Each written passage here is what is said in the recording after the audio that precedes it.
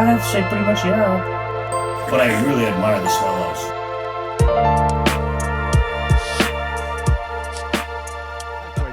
Two fingers away, like this. Yeah. See this? Ooh, two like fingers that. away. Very good. That's good. Just like that. There you just- go, buddy. And if you're going to speak loudly, move it away from your face so you're not blowing out the fucking... And if you're going to speak now, forever hold your peace. Right, I'm good. Do you have a cushion? I'm good. Do you need Good. one? No, I'm fine.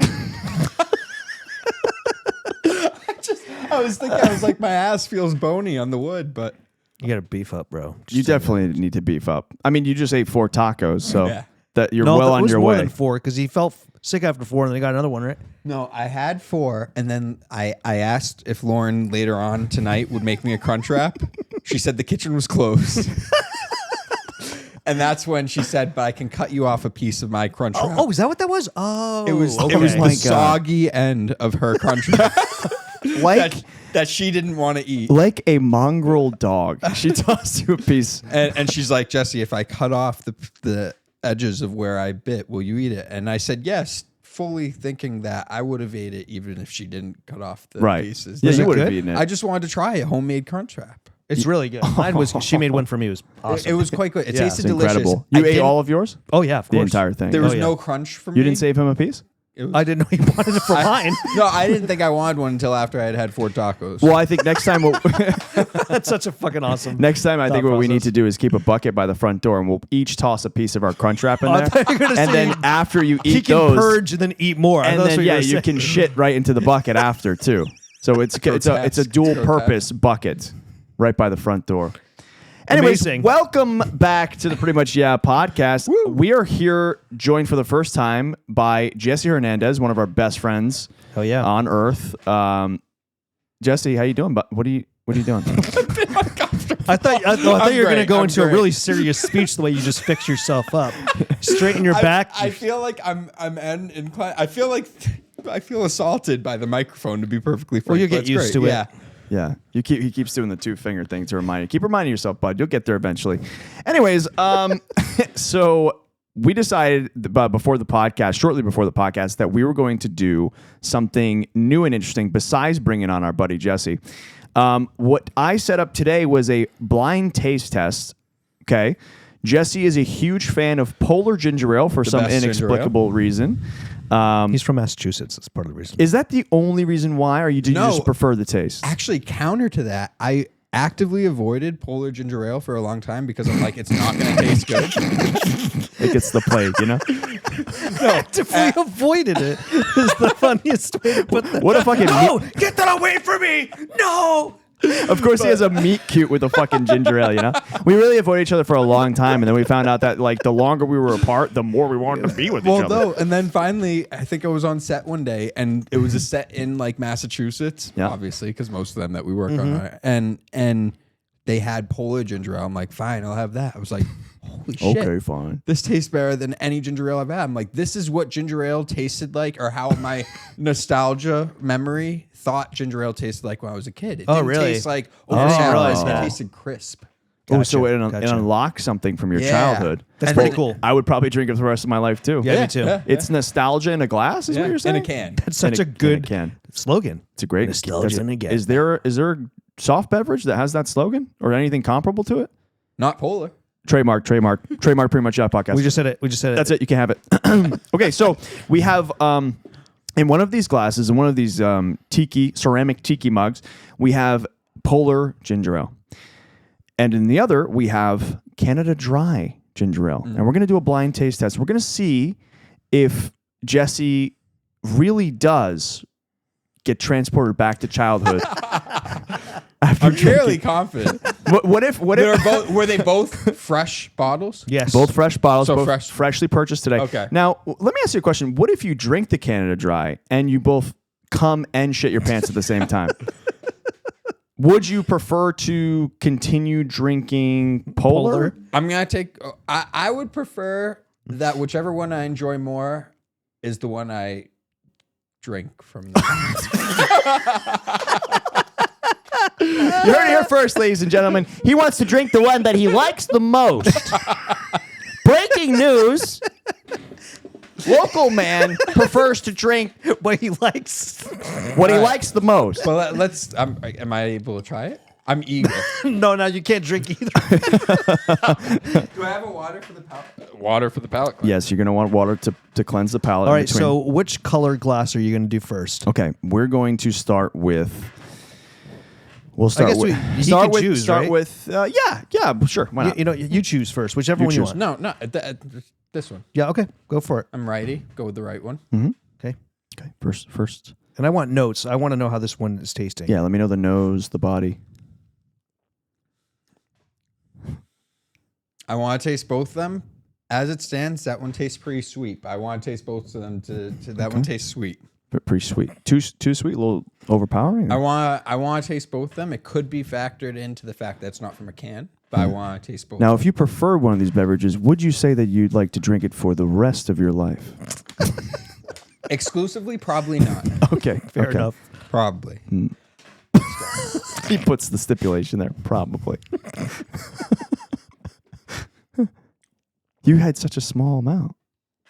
Huh? Okay, going back for the first one. Oh, he seems to enjoy that. Now he's swishing both in his mouth at the same time, which is a highly irregular technique. I don't think we've seen this here in the tasting challenges ever, ladies and gentlemen. This is a newly developed technique, and he's going back for the second glass a third time. Let's see. Everyone is in quiet anticipation. Yeah, that's a lot of sips. This one. This is polar. That is correct! Wow, good job, Jesse. Yes, very good, very good. This man knows what he's talking about. And Jesse here will win a year's supply of the beverage he prefers. I thought you were going to say Canada Dry after all that. Yeah, right. Imagine that you get, no matter what, you get Canada Dry. Because we're sponsored. That's good. It's really good. See, I myself prefer Canada Dry, but I respect that you are a man who knows his ginger ale. I am going to try some Polar after this. I can't remember the last It time I had tastes Polar ginger better ale. when the ice diffuses the carbonation a bit. Yeah, I have no ice. Gotta have no ice. Oh, You prefer it without ice? Yeah. Interesting. I've always had ginger ale with I ice. normally love would. drinks with ice. normally Yeah, I would. prefer I drinks with normally ice, would, yeah. But because It's the most fascinating conversation we've had here on the podcast. the Christmas. I haven't been talking into the mic for the past 30 seconds. Have you picked me up? Yes. Yeah, we can do it. Oh, we Okay. picked you Put up. it We close could to your always face. pick you up, buddy. Don't you worry. But the Christmas is Why do you look like you keep sanctifying the mic? Here. Like you're Put blessing closer it, to you your know? face then. well, It's okay. Just put it closer. Oh. so the Christmas is what draws me to it the most. Did you have your first communion with Polar Ginger Ale? No. Church wine, dude. For the longest time, I tried to find out what church wine was, and Yeah. they don't have any. Pretty sure it's set just wine. I wish. No, you can buy in a liquor store. Yeah, they say it's like table wine. It never tastes like the church wine. I wish it would taste like the church wine. I used to be an altar boy, so I Did could you see figure that? out. I saw, What are we just seeing? saw you look over my Is shoulder. there something over I there? thought there was a darkness shadow over on the there. staircase. Never mind. We're gonna ignore that. Okay. It's the ghost of fucking Chadwick Polar. Come to congratulate you on winning the challenge. No one's ever chose my drink over No one picks Polar. All right, guys. I'm a man of principle. Do you guys know what we're talking about today? William Marshal. Hey, okay. Someone did his homework. Yeah, I didn't do any You weren't research. assigned any homework. No. Okay. I thought Neither I- was he. I By come the in way, blind. He was adamant. he took his own initiative. I is thought awesome. I was going to be punished if I wasn't. Okay, well, you're going to be punished regardless. Personally, I thought part of being on this was knowing my shit. Okay, you can do whatever you want. You need to stop blessing the mic. Oh, by the way, that's just a recommendation. Yeah, you don't I have have mine. That's not like a scientific. We have attached need. a shock collar to his ankle, and if he gets more than 2 finger lengths away, he will be electrocuted. 10,000 volts, right to his nutsack. All right.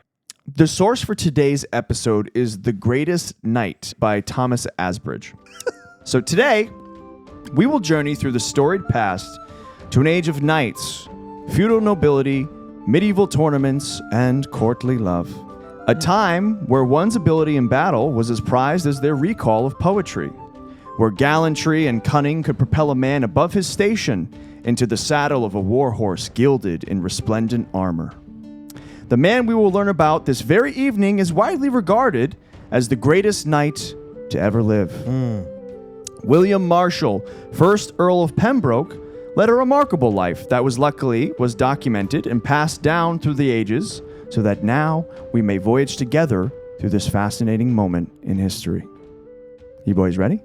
Oh, I'm ready. Dude, this I have guy's to awesome. say, This guy's awesome. Pretty much, yeah. Oh, I'm hell pumped. yeah. This is a good Yeah, topic. no, this is awesome.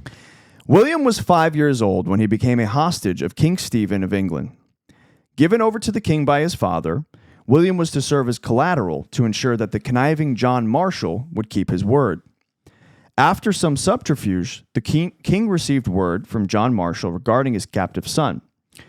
John Marshal said, quote, "I care not what you do with the child, as I still have the anvils and hammer with which to forge even finer ones." So I still have the anvils and hammer with which to forge even finer ones, meaning he's still got the equipment to Yeah, make I don't more. give a shit. I'll just have to more make kids. more kids, right? So that's the response from his father about William. The king was furious, and in his rage, he demanded that the boy be marched off and hanged from a makeshift gallows Oh, shit. staged outside the Marshal family stronghold. The only thing I'm wondering, why was the king so mad at a 5-year-old? You're, No, he you're wasn't- going to find out later in the story. Gotcha. I was like, I wanted to make This sure. is I didn't just the miss it. introduction. Okay. The gallows was staged outside the Marshal family stronghold. This way, the entire family may witness the consequences of their insolence towards the king. All his life, William would reflect on this moment as a pivotal step in his journey to fame and glory. But before we continue, we must first venture back to William's birth in order to provide the necessary historical context. William Marshal was born 1147 AD in the midst of intense political unrest, a time known as the Anarchy. King Stephen was at war with his cousin Empress Matilda, and both had strong claims to the realm. Matilda was the legitimate child of the former King Henry I and granddaughter of William the Conqueror, who led the Norman conquest of England less than a century prior. So she's got She's got a good she's got claim. some status there, Yeah. right? Yeah, but they're cousins, so they come from the same family. Well, there you go. She also had the unfortunate disposition of being a woman at a time where that was not a good thing for a leader. King Stephen was also the grandson of William the Conqueror, and he was very popular amongst the Anglo-Norman barons of the time. So he had favor with the barons. The familial struggle had ravaged the land, leaving villages burned or abandoned, so that one could journey a full day without seeing a single soul. It was said about this time that, quote, Christ and his saints were asleep. Jesus, that's terrible. It's terrifying, isn't it? Especially for such a Christian time, I'm assuming. They're fucking Well, sleeping up there. They've been sweeping past. They've been hitting the fucking praying to snooze button. Jesus. They've been hitting the Reminds me snooze of, button for 3 What do you fucking fuck years. do you think Reminds he me of the is? saying, like, before He's the devil sleeping up knows you're there. dead. What's that? What is that?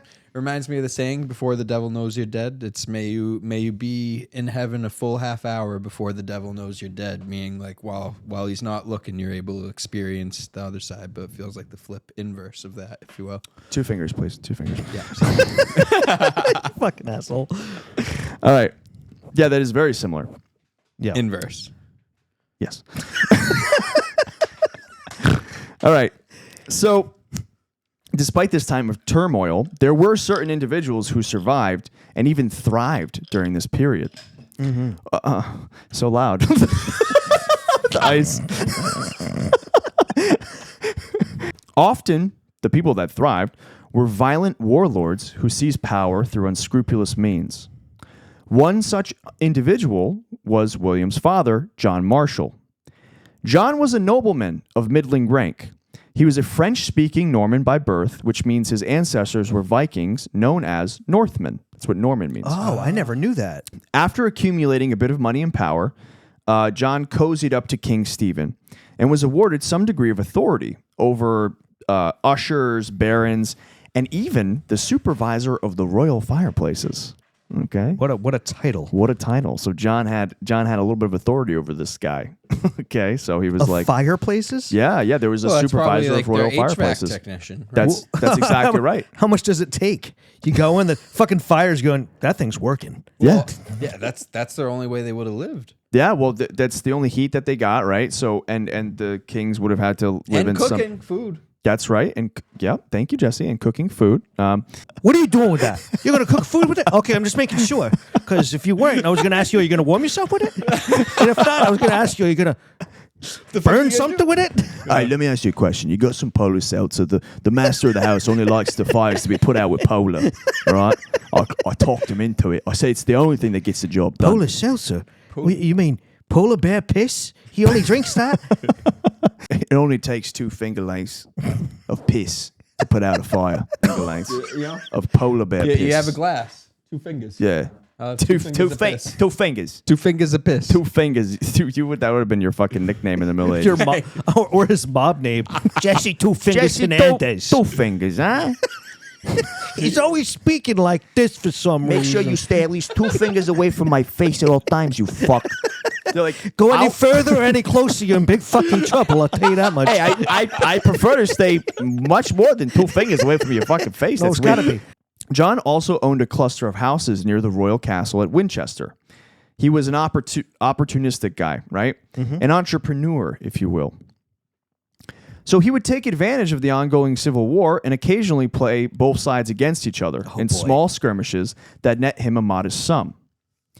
At one point, when it seemed Empress Matilda was assured victory, John decided he wanted to be on the winning side. Yeah. So he joined her retinue, and during a battle with some of King Stephen's supporters, he was chased into a nunnery where he sought a temporary sanctuary. However, once he ducked inside the building, it was set ablaze. Hot, molten lead fell from the ceiling and onto John's face, charring his flesh and melting out one of his eyes.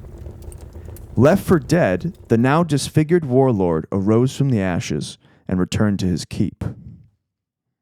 Across a land of marshes dotted with stone circles and ancient burial mounds from a bygone era, the cyclopic warlord, John Marshal, greedily snatched up what he could, relishing in the chaos and upheaval. That's fucking crazy, Sick, dude. Eventually, John would marry Sybil of Salisbury and sire 5 sons and 2 daughters. The second-born son, William Marshal, entered the world in 1147 AD. William's first fight for survival began the moment he was born. In the Middle Ages, it was common for a third of children to die in the first year. Another third would die before puberty. Yep. I actually found that out last night. And did? not from this. It was from watching Hamnet. Did you hit puberty and you went, I got this far. I wonder how many people make it this far. No. In Hamnet, it was like only a third survived. It's really crazy. Okay, context. Provide more. When you watch the movie, I don't want to spoil it. Yeah, no spoilers. No spoilers. Is it about? It's about William Shakespeare and his wife. Oh, as a young man? Yeah, it's about his. Is it a love story?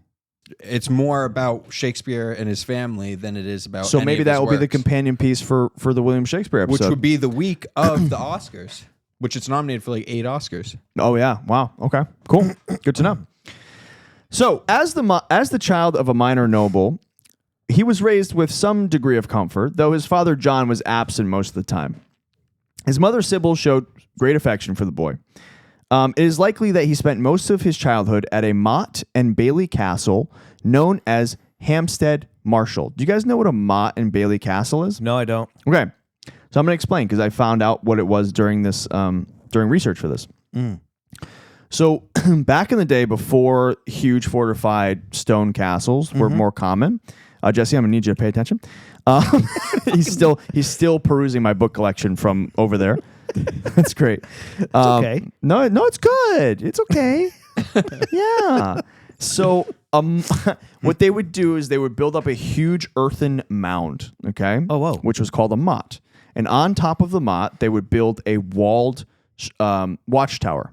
Okay.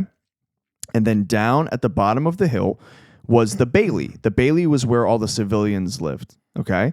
And they were in a sort of like a walled in area as well, like a wooden wall, a palisade. That's what it was called. And then around the entire thing was a moat. So there's the motte and then there's the moat. The moat usually sometimes filled with water, pretty classic imagery from the Middle Ages. So a motte and bailey castle, big earthen mound. The bailey is where the people live at the bottom. On top of the motte is the watchtower. How big were these things? Yeah, They're pretty massive, actually. I was going to say, pull- because for people to have to be able to live like at the base of it, I feel like it must be huge. Yeah, so here is a picture of what a motte and bailey structure would look like. Okay. Shit. Oh shit. Okay. Yeah. So they would make a huge hill. They make a gigantic hill, just stacking up earth, shoveling up earth. Yep. That must have taken them so long. It took a long time. Yep. That's crazy. But it would have been faster still than constructing a stone castle, right? Of course, yeah. That makes Wait, sense. so the foundation of the castle was just shoveled earth? That's correct. I feel like Yeah. that would Or they would settle. find a natural hill.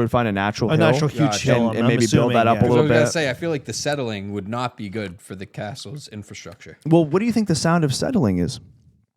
Not the sound. What? It's a Death Cab for Cutie reference. This is the sound of settling. Very good. Yes. Very good. Yes, yes. Yeah, Took a little while. We got I time. was Transatlanticism. lost. He was lost in a moat. Huh? That's on Transatlanticism. That's one of my favorite albums. It's a great album. I was hospitalized for what the doctors thought was measles and mumps. And this girl I had a crush on, I'll never forget, she brought that album to see me. So I was quarantined. Did I ever tell you guys this? I don't No. think you have. So I had something called juvenile parenchitis, which is when bacteria inflames your salivary glands, so it causes your jaw to swell up. Ooh. And so I woke up one morning in high school, my jaw was like a balloon, and I went into school anyways, and I was in like an immense pain, and eventually I think I left halfway through. And I went to the hospital, and they were like, well, this is also a symptom of the mumps, so we need to quarantine you. So I was quarantined for several days. Someone from the CDC came to look at me, Whoa. and they determined, like, no, it's not. He basically came in 5 seconds. He was like, no, it's not mumps or whatever. But the girl that I had a crush on in school, who was like kind of a friend of mine, she came to the hospital, and the album she gave me to pass the time was Transatlanticism by That's a Death Cab fucking for good Cutie. album. So I was in and out of consciousness with like pain meds and stuff, my listening God. to Death Cab for Cutie, and it was like a semi, I would say, kind of transcendental experience listening to that album. That album in particular. Yeah, it was one of my favorite albums to this day Wow. because of that. I have such a strange, dreamy association Yeah. with it. I you know? only learned of sense. that album Yeah. last year. Melanie showed it to me, and it's almost instantly become one of my favorite albums. It's a classic, I'd say. It's incredible. Yeah. So there you go. The sound of settling. The sound of settling. The sound of settling. Now, William, he's a kid, so he's roaming he's roaming the beaches, he's running around the fucking Bailey, being a little menace to everyone. He's just being a kid, okay? As William is, roaming and frolicking around the beaches of England, Stephen's power was slowly diminishing. In 1150, King Stephen was in his 50s, and John Marshal saw the opportunity to exploit the weakened king by building his own fortified outpost along a crucial trade route. So John is taking advantage. When the king learned about this brazen overstep, he did not take it lying down. Immediately, he marched his troops to John's outpost and began to lay siege to it. John Marshal was away at the time, as was often the case, probably off doing pillaging and all that stuff warlords do.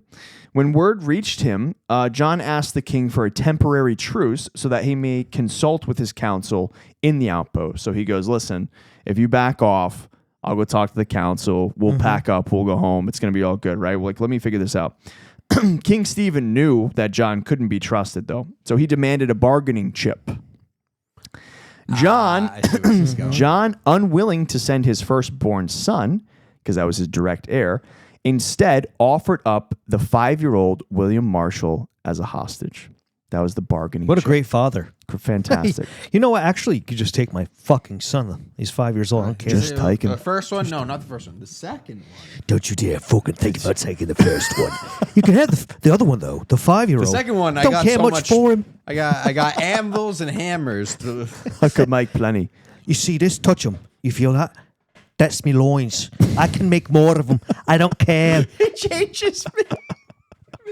Feels like you have a hammer in your pants, is it? It's an anvil. In your tunic, in your Anvil and a hammer. He's 5. I don't like him. Gotcha. Forged him 5 years ago. Copy that. Copy that. Roger that. Roger. So John goes, take my son, and he's like, I swear I won't do anything untoward. Cross my eye and hope to die. He's got one more. Yeah, exactly. I'll be fucking blind. You know I'm serious. You used your bad eye. eye. I saw that. You already lost Cross that one. my eye and hope to die. Use your good eye. If you're gonna cross something, use your fucking good eye. He can't be trusted. He cannot be trusted. I'm taking the kid anyways. Fuck it. I'm saving the kid's life, if I'm being honest. Look at the fireplace. I know what your father does. Is it a good one? What do you think? How many kids could I forge in there? Jesse, bring in the polar. I'm done with the fire. Put it out. It smells like... smells like Bear. polar. All he does bear is piss. drink polar and piss it out. He refuses to just pour the polar. He has to drink it first. Oh, it's wretched. Oh my God, it's disgusting. That has been sitting for days. It's horrible. Use this to put out the fire. No, one second. One last little. Tastes like childhood. Reminds me of being a boy back in the old country. I feel sick. We have bears out there. We used to have bears out there. There's no bears in England, you fucking wanker. There used to be. I killed them all because I'm mighty. My name's Stephen. I think I'm the king. Do you want to see a picture of King Stephen? Yeah, I would. I want to see how accurate my impression just Imagine was. if this is the first image that pops up when You search your own name. Can you throw it on the TV? I'm going to throw it up in the podcast. Literally. I haven't been able to find my own name. I was just wondering because I can't make my own children. I haven't figured out how. I'll take second born son. What? You have. Oh my gosh. You have 14 children. He can't see straight. He's double of everything. What the fuck? Yeah, no, you can have. I mean, I have so many. You can have as many as you want. You've got 14. That's unfair. I'll take one.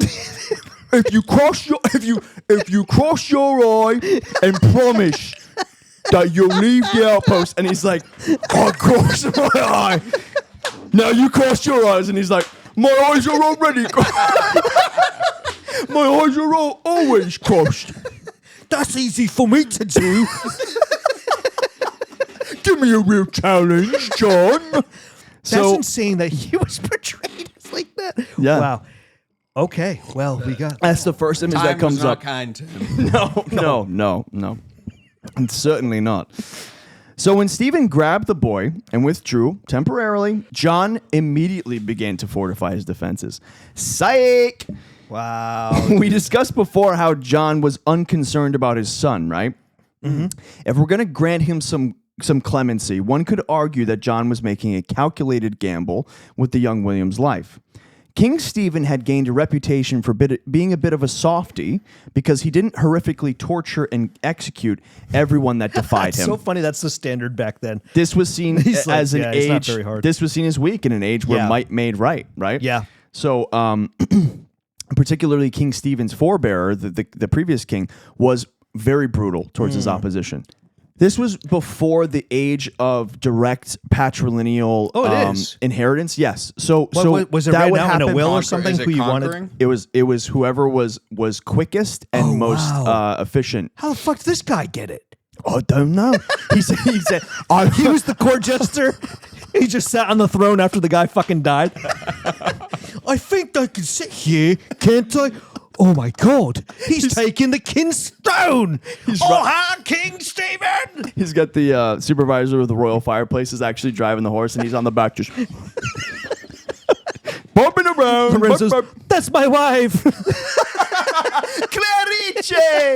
Lorenzo makes a comeback. Oh my God! I think he had that illness where he was constantly orgasming, and it was so painful. It's never stopped.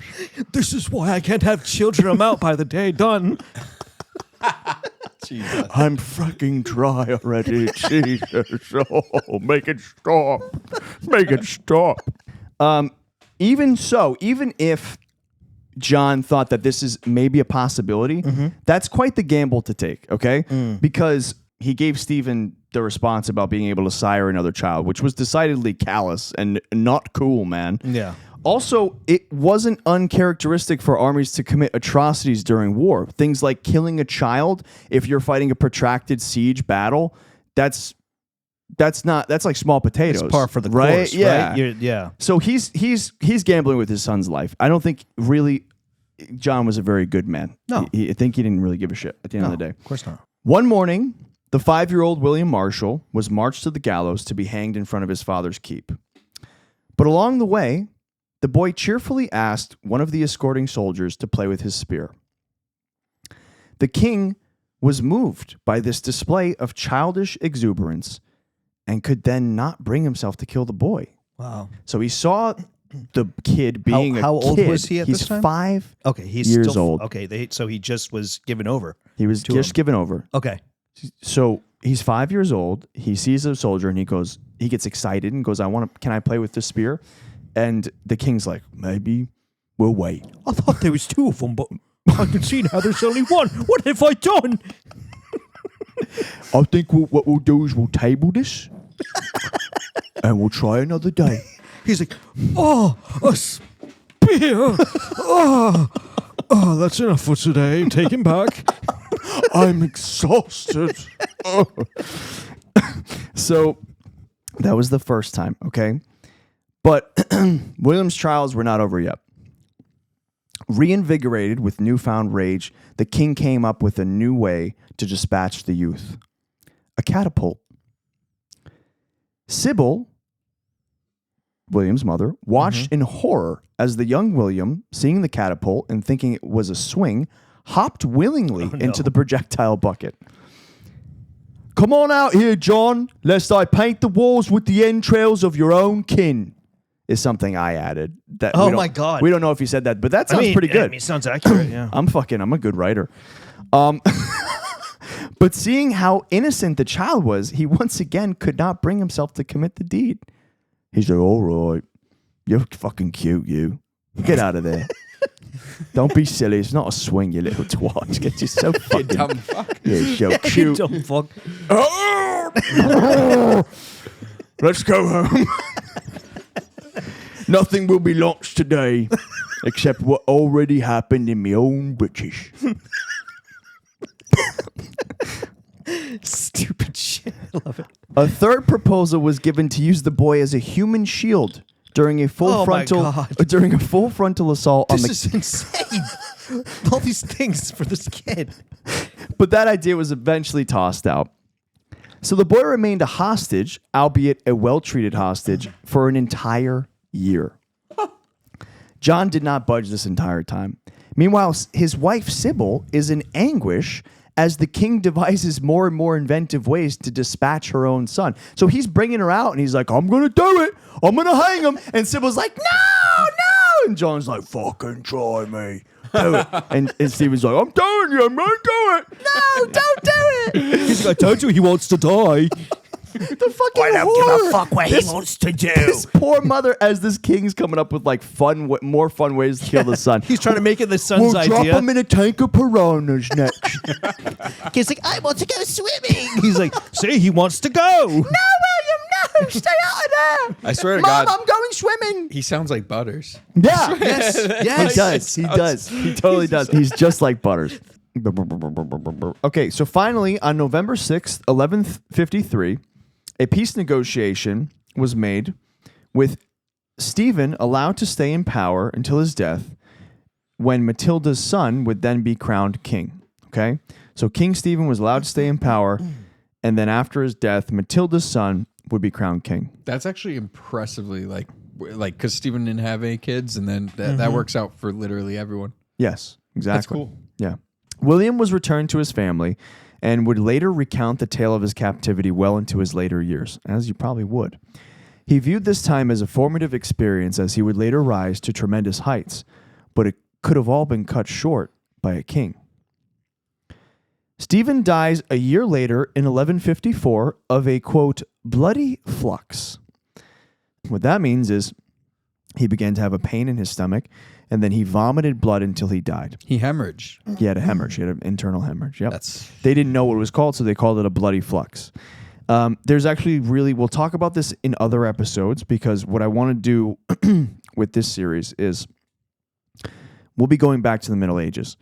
For each episode about the Middle Ages, I would like to cover a different aspect of the medieval times. Yeah. Okay? It's a great idea. And this one, we're going to talk specifically about knights and what that entails. But there's so many things. There's feudalism. There's how kings operated. There's monasteries, right? The monastic life. There's so much you can go into in just that one time period. But in order to keep things from being overly complicated, I will cover one component for each figure that we cover in that time period. Cool. Okay? So, but for this one, it is interesting that it says he died of a bloody flux. I will mention that in the Middle Ages and manuscripts, there's often really funny ways that people died, explanations given because they didn't know. Yeah. One of the ways that I've seen is someone died of a surfeit of something. A surfeit is like an overabundance of something. So Jesse would have been fucked, right? Because people would have died of a surfeit of plums or a surfeit of pheasant. It's basically saying like they ate themselves to death. Right. So basically what they probably had was like some type of food poisoning or like severe indigestion or whatever, or maybe an internal hemorrhage even. And they associate it with this guy basically ate too much of one thing. So there's little like accounts. It's like he died of a surfeit of pear and pheasant. And it's like, oh, he ate pear and pheasant until he died. We'll talk about food in the Middle Ages too. That's a whole nother fascinating topic. So Good. It's the best time for food. Good. I would disagree. By 1160 AD, William had grown into a tall, strapping lad. The average height was 5'7" at the time. He was estimated to be about 6 foot, so taller than most other people. Tall young man. Yeah. He had fine feet and hands, brown hair, a swarthy complexion, and a crotch so large that no noble could be his peer. What did you say? This was in reference to the width of his hips and his ability to ride a horse. His crotch was so large that no noble could be his peer. This was the actual quote. You're saying he's the best at it, right? He has very wide hips. No noble could be his Peer. What did you think I was saying, bud? No noble could be his peer, like Peer, peer. Like there was like he needs nobody to be pure. could contest with him. I need to be pure. I need to be pure. No noble could be. William's visage was said to be that of a Roman emperor. This is according to the biographer of his memoirs, which was commissioned by his son. Is amazing because they did not write biographies about anyone back then. It's very uncommon. Kings barely got biographies, and they actually have a sanctioned biography of William. That's really cool. And there is one remaining copy that is in a museum in New York, an original copy. That's so cool. This guy was wild. Yeah. I knew that. Indeed. Very good. Very good. So, being the second son of a minor nobleman, he was guaranteed no property or inheritance.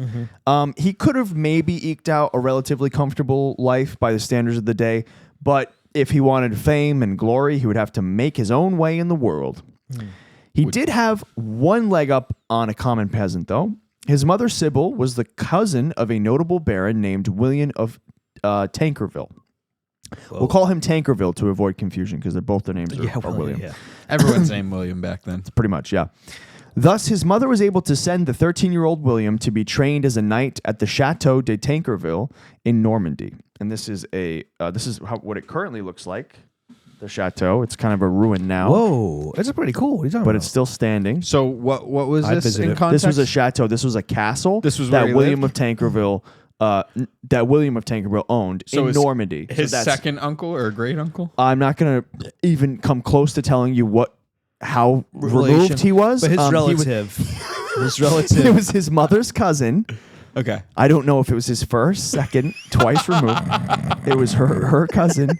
What a ridiculous question to get bogged down in.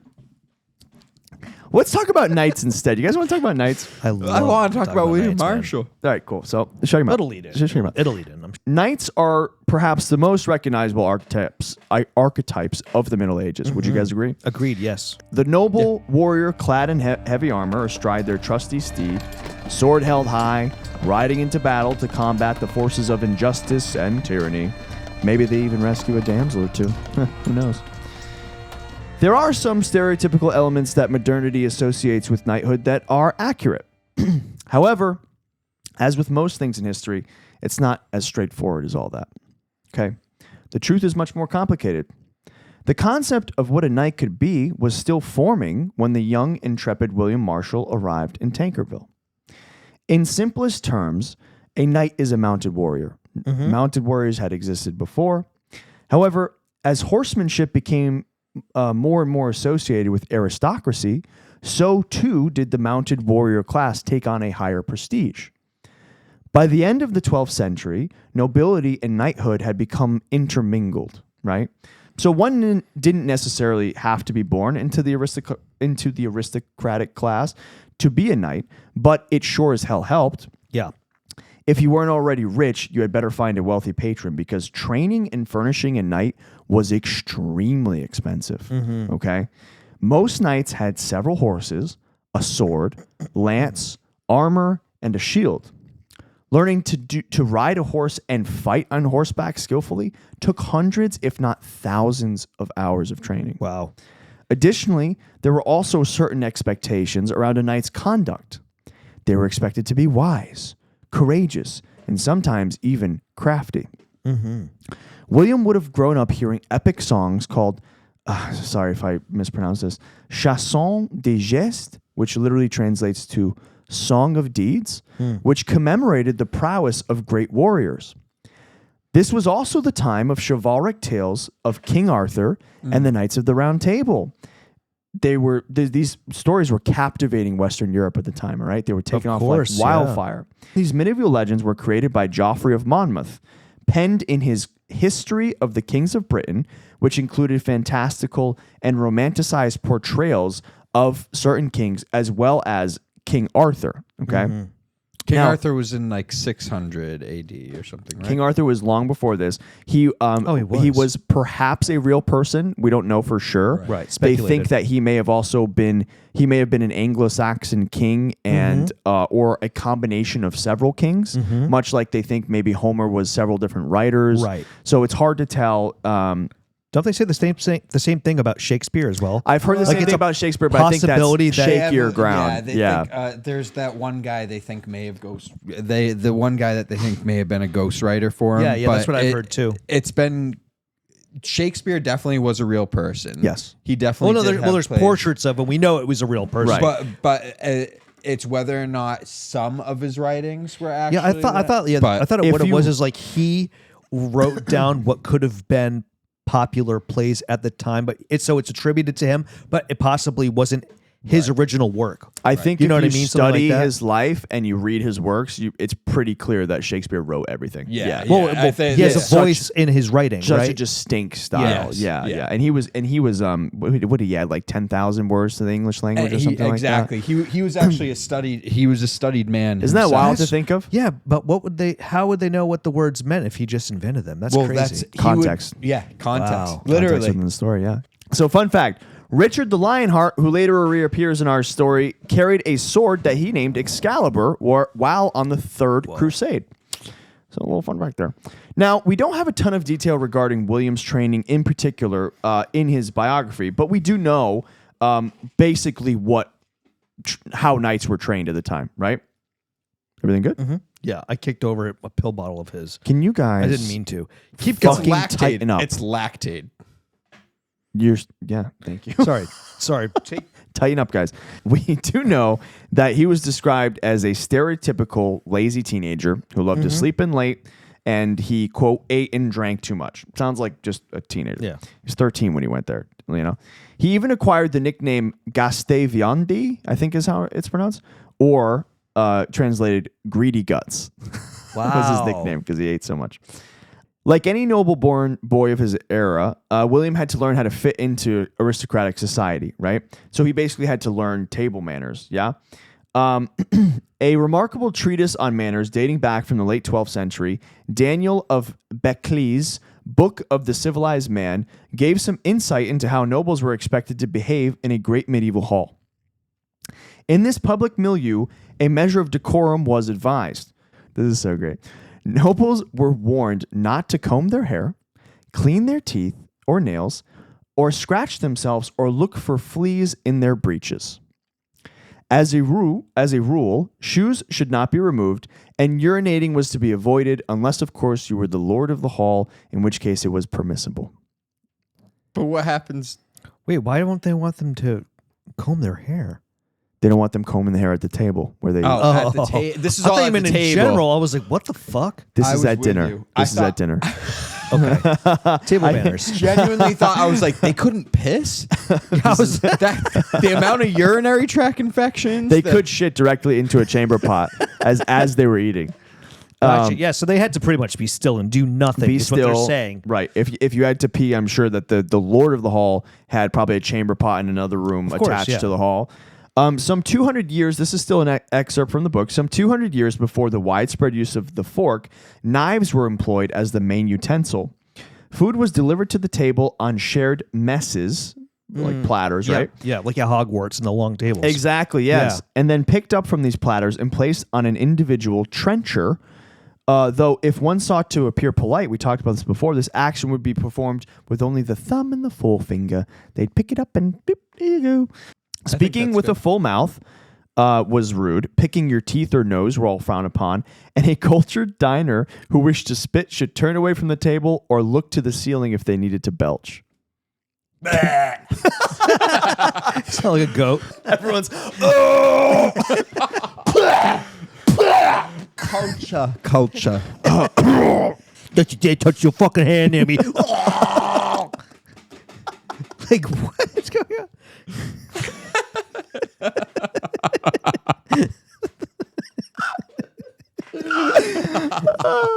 William would have had, by the way, sort of a more richer and varied diet because he's at this beautiful castle chateau. Ground bread, eggs, cheese, and vegetables like peas and beans would still have been mainstays. Ale was drunk as a matter of course because the fermentation process. Oh my god. Oh, my bad. Excuse me, gentlemen. Excuse me. So, ale was drunk because the fermentation process killed off bacteria. Yeah. So, there's a sort of a myth that no one drank water back then. Of course, you would have to drink water, but sometimes. But ale was also drank in large quantities because the alcohol content was actually very low. It was only like 1% to 2%. They would have a stronger alcohol for festivals and holidays, but you could drink ale. Children drank ale and not really get drunk. They would drink it all day too. Yeah. And it was closer to like water essentially, but the fermentation process killed off bacteria. So if they didn't have access to fresh water in a pinch, ale would do. So wine was also popular with more rich, affluent circles. Okay. So that's a little bit about table manners, which I thought was kind of a funny thing to talk about. William would have also learned how to read and write, practicing on wax tablets with a stylus. So that's kind of cool. I didn't realize they had wax tablets. That makes sense. Yeah. Then they would be able to just push them and reset them. Sort of like an etch and sketch. Yeah. Medieval etch and sketch. And that is, by the way, a practice that had persisted since antiquity, since classical Greece and Rome. Pretty cool. That's cool. Yep.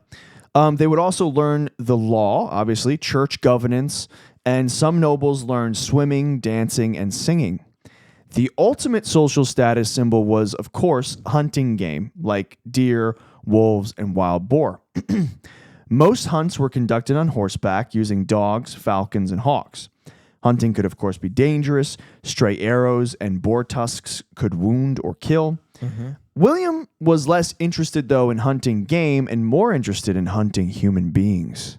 Jesus. The most dangerous game. Most of his time was spent doing the arduous military training required to build the necessary strength and endurance to function as a medieval knight.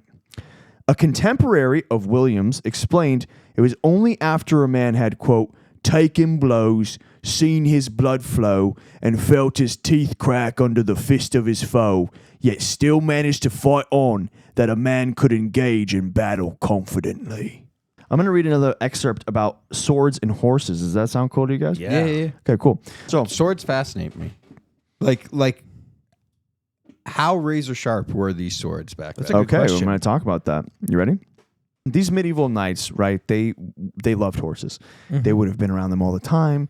The smells of the stables and the horses would have been kind of a welcome daily ritual to go to the stable. Of course, yeah. Groom the horses. They need to take care of them. Yeah. Feed them.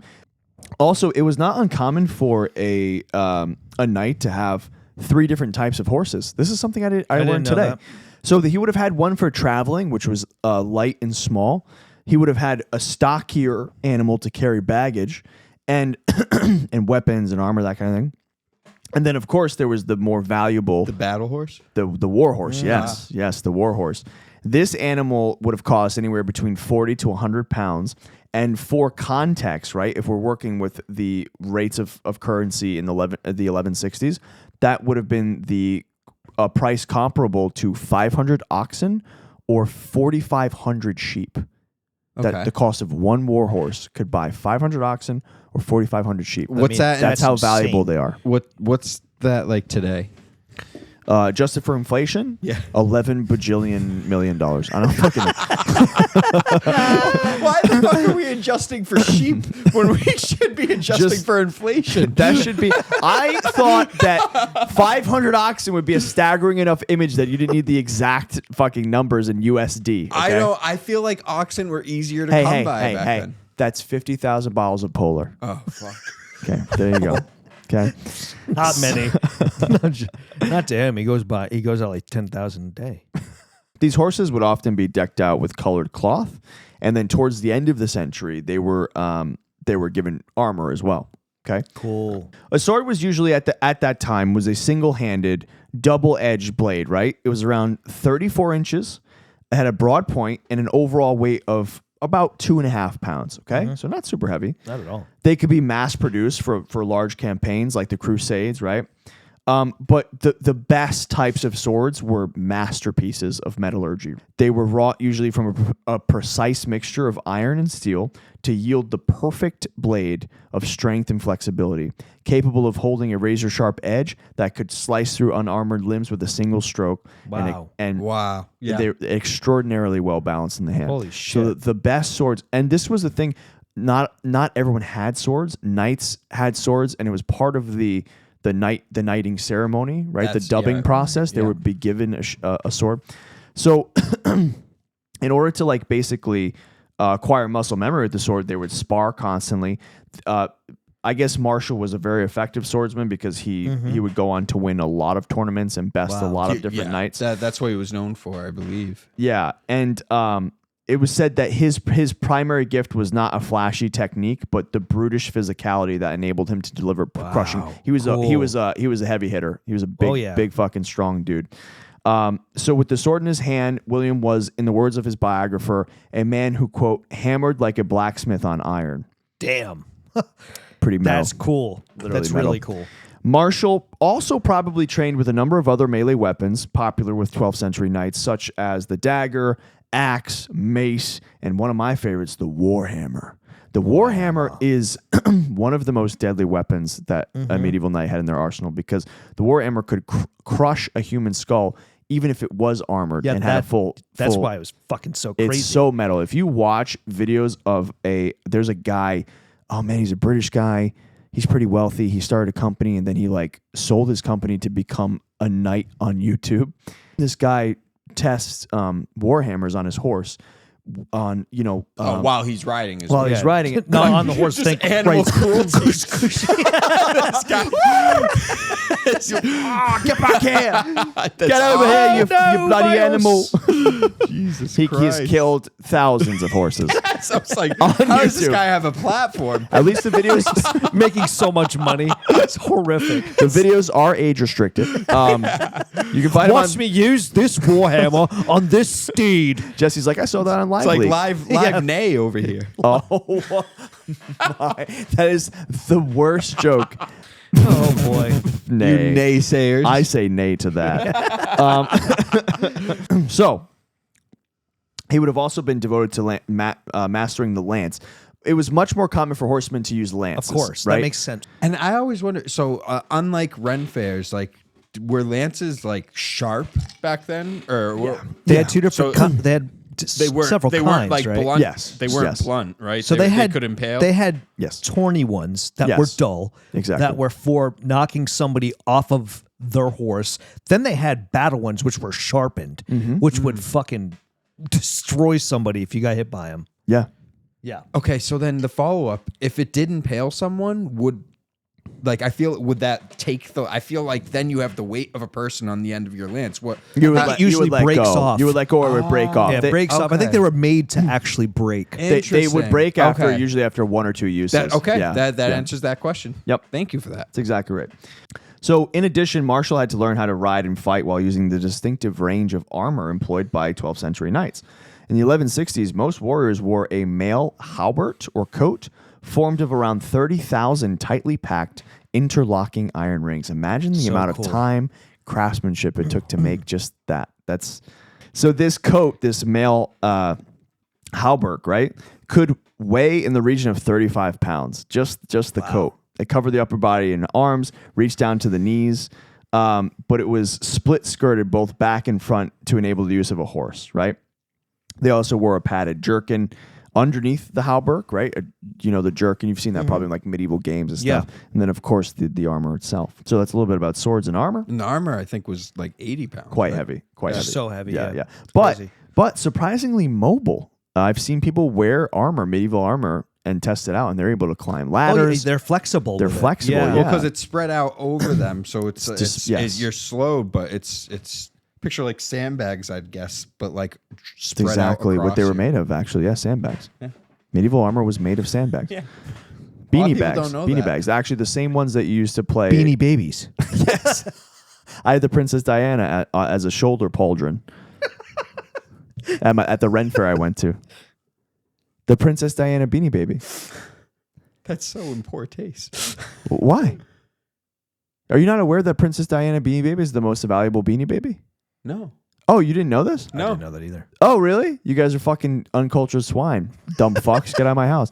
The Sorry. Princess Diana Beanie Baby was famous because it sold for like $100,000 because there was a misprint on one of the tags, and it became like the most popular, sought after Beanie Baby of all time.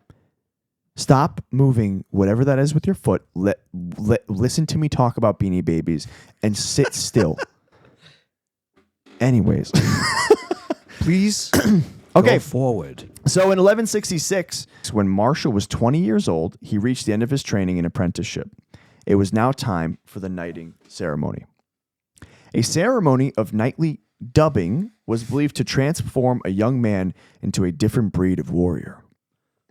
It was common for a small gift to be given to the knight, such as a cloak, gift like That's that. cool. That's Yeah. actually really cool. Yeah, like cloak, something like that. And then a belt with a sword was girded to the body, followed by a blow to the head or shoulder. I thought they were going to say, fall by blowjob. You're the finest of all your peers, Mr. William. Unsheathe your sword. No, your flesh sword. Unsheathed. Okay, a random question, but I gotta ask it. Yep. Were they commonly circumcised in this time? I knew you were going to fucking say it. I knew when he said unsheathed. I thought you meant when they I became. saw your eyes light I up thought you said when you meant when they became knights, like they circumcised with them. the sword No, first. no. I believe circumcision has been popular throughout all of Christianity. It was With Well, Jewish no, people, with with all Jewish Jewish people. people. in Yeah. Christianity. No. No. Americans do it. Yeah, Jewish people do it. that's correct. But it was atypical Even for birds Christians. and bees do it. Let's do it. Let's fall I in didn't love. know that. Yeah. It's It a was- it's a Jewish tradition. It's a Jewish tradition that became Americanized. Oh, so you know why it- I'm thinking Catholics. No, Catholics Catholics are Christian. don't. Yeah, Catholics are still. What? They don't. Catholics don't circumcise, and Catholics are Christian. I was raised Catholic. What are you talking about? You're a Christian. Correct, but Catholicism is more. I think circumcision is. They say that you should do it in Catholicism. I think it's No, more of an Americanized. It's an thing. American thing. Yeah. Catholics, we happen to be circumcised. That's because we're American. not What he's because saying I is see what you're people saying. back then, unless you were Jewish, would probably not be circumcised. Okay. We do it for appearance now. It's Right. like and because we believe that there's less Sanitary. bacteria, it's Even more though sanitary. that's Yeah. Okay. Why are you uncircumcised? No, he's No. circumcised. Prove it. I'm aware. I could tell by the way he walks. He's circumcised. He definitely is. Yeah, you walk like you lost a half Like I'm inch Sir of Cock. I believe. I lost half an inch. I still have 10 there. He's always like sullen and downtrodden, like he like lost something in his past. They just won't give it back to me. I've asked the hospital many times. You're like, it's foreskin, not afterskin.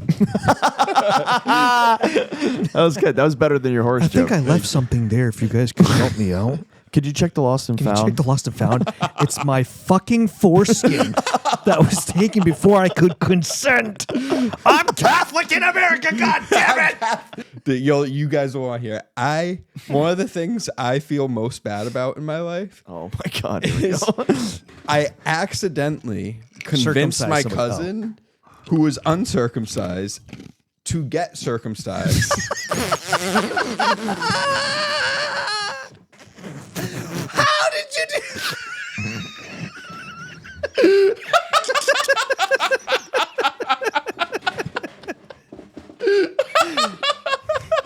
Oh my fucking god!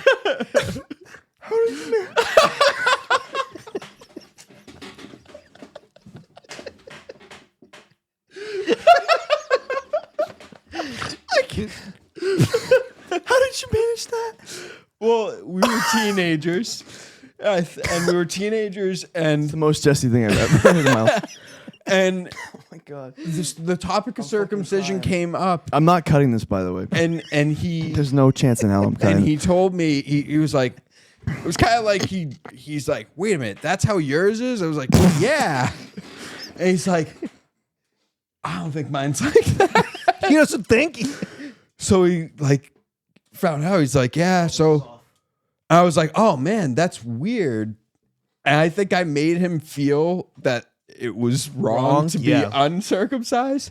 So as soon as he turned 18, he made an appointment to get circumcised. Oh my god! And he was older than me. I was probably like 14. Wow. He was probably like 16. And, That's amazing. And yeah, it happened, and I realized. so I act, and then years go by. I'm like, oh man, he probably was better off just not doing that procedure. Not at the age listening of to you 18. ever. I agree. I agree. Few people that, That's tremendous. And I live with that. to make you feel a little bit better. Every day I he know lives a with few guys that were born uncircumcised that got circumcised later in life because sometimes the foreskin is so tight it restricts the penis when they have an erection. It hurts. I've known, I think, yeah. 3 guys that later on. Oh, really? Yes, it's Oh, not okay. it's not as Super common? uncommon as you would Oh, okay, think. okay, gotcha. You know what I mean? And so they do go through the procedure because they're having it hurts. You know. Now, did they all have to also be convinced by Jesse, or did they? No, it's Was usually the after pain- I taste was the pain it. enough? The pain was enough. Yeah, gotcha. I felt awful. I'm like, I know it hurts, but you're gonna have my buddy look at that. Yeah, it doesn't look like mine. You guys are fucking weird. That's it. That is one of the funniest segues I mean, that's incredible, that story. Thank you so much for bestowing That's that gift. 100% I feel us. like I was knighted by being given. I don't that think gift. I don't think Melanie knows that. I Tell her to listen to the I episode. think that's the first time I've. Because it's Tell her gonna to be, tune in. it's So gonna be on there. That is one thing I can guarantee. I So the knight was given a sword and a cloak. He was encouraged to circumcise himself. This was followed by a blow to the head or the shoulder, sometimes quite hard. Now, I didn't see anything about the actual sword being placed on the shoulders like in the movies. yeah, that might be made up. That might be a maybe made-up that's thing. the blow to the head thing. No, Maybe it was like with a that's- hand. You would Well, like no. hit them. What I'm saying is maybe that was once what it was. Yeah. Oh, and then it transformed over then time. Over time, It since became- they're like, It oh, could have we'll been. just do that instead. Since it does. So they Or- really they slapped him across the face. They would slap him in the back I wonder of the if head. they They'd hit him in said the stomach. anything while doing it though. I don't know. I'm not sure. Probably something in French. just sucker punch them. Yeah. Never be surprised ever again in your life. You're a man now. You must learn the element of surprise. I punch you. Okay. Things were about to take a turn in Normandy. and the tide of war was on the horizon. It would put everything William had learned up to this point to the ultimate test in martial combat. We will talk about all of that and much more in part 2 of William Marshal on the next episode of Pretty Much Yeah. Did you guys have fun? I had so much fun. Yeah. Did you learn a lot? I did. You should learn more. I'm super excited for this next episode. You should learn more. Okay, I'm fucking trying here. Directed at me. Because Yeah, well, you're a interesting subject Fucking matter. dumbass. You still haven't learned to be 2 fucking finger lengths in front of the mic. Talking about learning shit. You should learn more. Learn more. Burps into there. That was a really good episode, guys. So much fun, I man. feel really good about it. It was a lot of fun to learn about. I'm excited to dive into the second half. The story gets a lot crazier. Oh, I can't wait, man. There's wild. medieval tournaments. He's fighting in fucking. There's the Magna Carta. There's crusades and shit. It gets wild. He's literally the Forrest Gump of the Middle Ages. Yeah, he finds. Four kings. Yeah, yeah. He Wow. served and watched 4 kings. Yeah, die and then And just keep in perspective, if you serve a king, usually like when that leadership is done, it's like, oh, out with the old and with the new. Of Yeah. course, they So want for younger people. for him to survive 4 turnovers, That's insane. That's insane. His the thing that stood out to me about his life is his unmatched loyalty Yeah. to every Very single cool. person that he served. Very, very he cool. was Knight. known as an Truly incredibly chivalrous. loyal, chivalrous, and great warrior. Check us out on Spotify, Yes. YouTube, Yes. and Nayleaks. And on Spotify now, you can watch Yes. podcasts. Yes. So good to know if somebody wants to do a 2-for-1 and they Exactly. have a podcast. I think you've been able to do that for about 3 Yeah, years. so I was But they made- closer they to made the it mic, please. like- Close to the mic if you're going to talk. They made it like really. Is this still recording? accessible? Oh, I right? thought we were just talking amongst Nope. ourselves. Nope. Nope. Well, I mean, we might, who knows? But So it has been a thing for a little bit. I wanted to wait to test it out to see if there were any bugs that happened because Okay. I know it's been a feature for a little bit. Yeah. Also, we just started the podcast, so I was like, Right. okay, let's see if it works out. But the last episode we did, I put it up in video format, so you can switch between audio and video on Spotify. So cool. That's cool. Pretty cool. Still working on getting on Apple Podcasts, but regardless, please like, share, and subscribe. We're also on Instagram at Pretty Much Yeah Podcast and on TikTok as well. I believe it's also Pretty Much Yeah Podcast. Thank you guys so much Thank you, for guys. watching. Really appreciate Thank it. you, Please Jesse. like, share, subscribe, share with everyone, and join us next time for part 2 of William Marshal, the greatest knight that has ever lived. yes. Goodbye. Goodbye.